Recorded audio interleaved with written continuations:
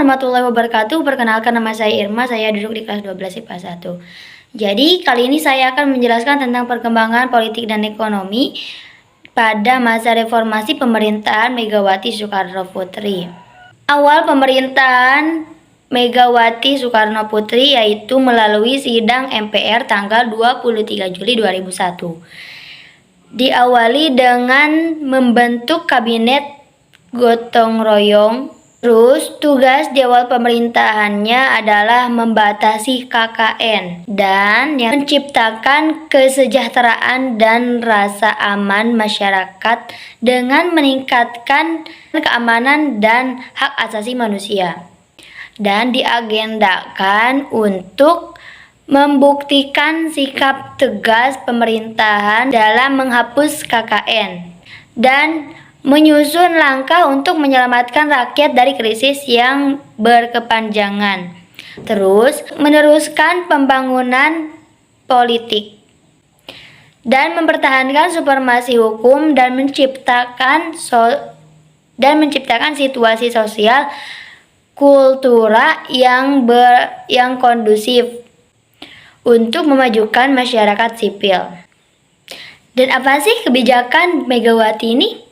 Jadi kebijakan reformasi politiknya yaitu anggota MPR kembali mengamandemenkan UUD tahun 1945 pada tanggal 10 November 2001.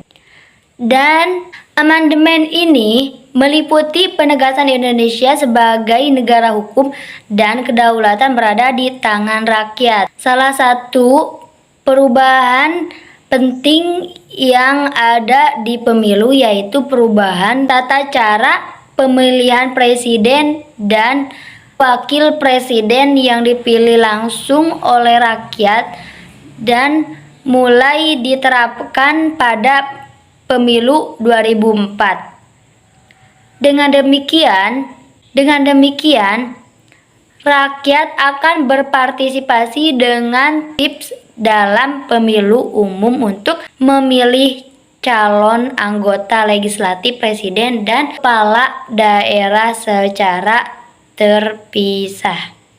Kebijakan yang kedua yaitu pembatasan wewenang MPR.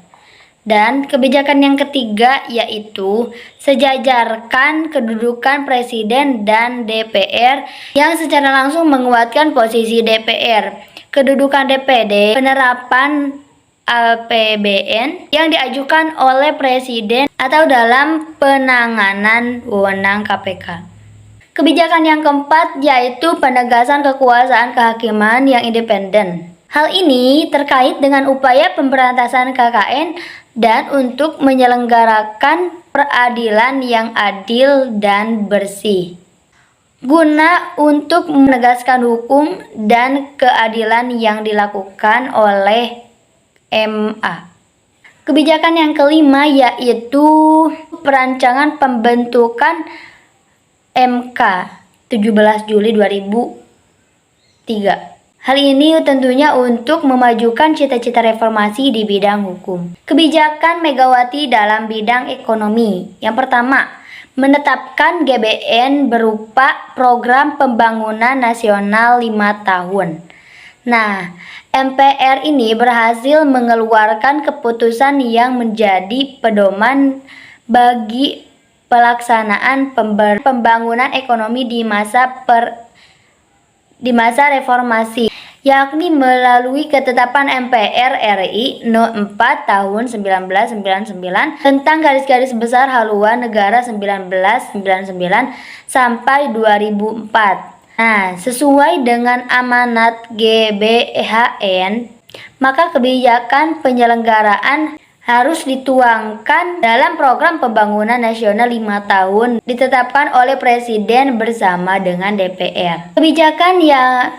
Kebijakan ekonomi selanjutnya yaitu kebijakan kedua, yaitu penundaan pembayaran pajak kepada Paris Club dan alokasikan dana tersebut untuk membayar utang negara sebesar 1 16,3 triliun. Dan kebijakan ketiga yaitu mengakhiri kerjasama dengan IMF. Yang berikut indikator keberhasilan presiden, yakni dengan rendahnya tingkat inflasi dan stabilitasnya cadangan devisa negara, nilai tukar rupiah relatif membaik dan berdampak pada stabilitasnya harga-harga barang.